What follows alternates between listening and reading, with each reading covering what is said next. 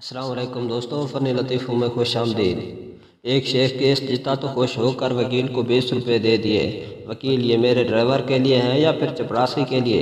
شیخ: آپس میں تینوں بانٹ لینا۔ ایک بچہ کھیت سے آلو نکالنے میں اپنے دادا کی مدد کر رہا تھا۔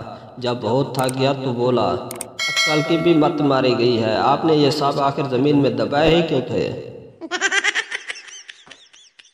ٹیچر: مرغیوں کی ٹانگیں چھوٹی کیوں ہوتی ہیں؟ پپو: اگر مرغیوں کی ٹانگیں لمبی ہوتی تو انڈے اوپر سے گر کر ٹوٹ جاتے۔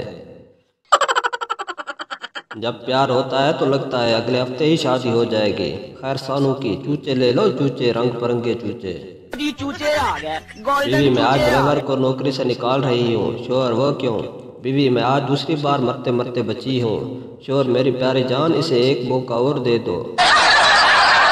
ایک بے وقوف گھر پر فلم دیکھ رہا تھا کہ وہ اچانک زور زور سے چلایا: اوے سین نہ کرنا، اوے پاگل پھنس جائے گا۔ بیوی: کون سی فلم دیکھ رہے ہو؟ بے وقوف: اپنی شادی کی۔ ایک لڑکی کی شادی ہوئی تو اس کے شوہر نے پوچھا: تم نئے گھر کی فرمائش تو نہیں کرو گی؟ لڑکی: نہیں جی، میں ایسی ویسی لڑکی نہیں ہوں، بس آپ اپنی امی کو نیا گھر لے دیجئے۔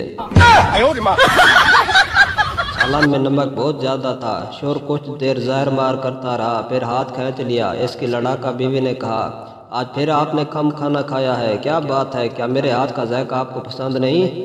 شوہر نے بڑا سوچ سمجھ کر جواب دیا: نہیں، کھانا بہت لذیذ ہے، بس کل شوربے میں نمک زیادہ تھا، آج نمک میں شوربہ کم ہو گیا ہے۔ دو لڑکے آپس میں بہت گہری سہیلیاں تھیں۔ اتفاق سے دونوں ایک ہی دن مر گئیں۔ ان کی روحیں آپس میں ملیں اور ایک دوسرے سے مرنے کا سبب دریافت کیا۔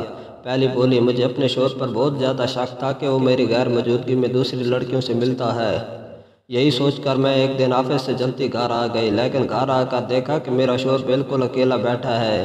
یہ دیکھ کر میں اتنی خوش ہوئی کہ بس خوشی سے مر گئی۔ دوسری بولی: کاش اس وقت تم نے فریج کھول کر دیکھ لیا ہوتا تو نہ تم مرتی اور نہ میں مرتی۔